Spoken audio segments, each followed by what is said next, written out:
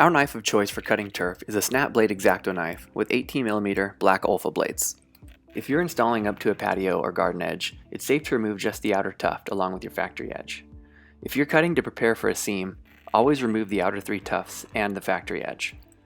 When your 2 pieces of grass are laying side by side, the joining blades want to be standing vertically, not leaning towards each other.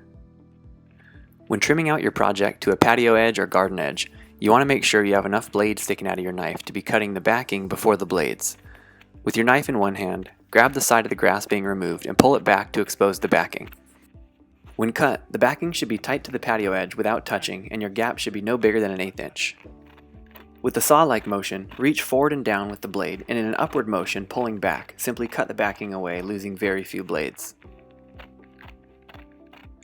Cutting up to a wall or a fence requires a bit more patience, but with a sharp blade and steady hand, you'll make quick work of your cuts. Folding the turf back, press it tight to the corner and place your blade against the backing where it lands closest to the wall. Lift the turf up, cut 6 inches at a time, then lay it back down to check the fit. Take your time, you don't want the backing tight against any of your edges. Relief cuts are essential when cutting around corners, trees, or posts. Start from the furthest outward point and cut through from the backing out to the edge of the grass. Remove any excess grass so that your next cut is more manageable. Similar to cutting against a wall or a fence, fold the turf back, eyeball the point where the backing meets the object, and make small outward relief cuts. This allows you to then cut from point to point, fitting your grass to the object's exact curvature. Take your time around curves and angles so that there are no voids when you're finished cutting. A sharp blade will give you a clean cut without fraying the edge of the backing.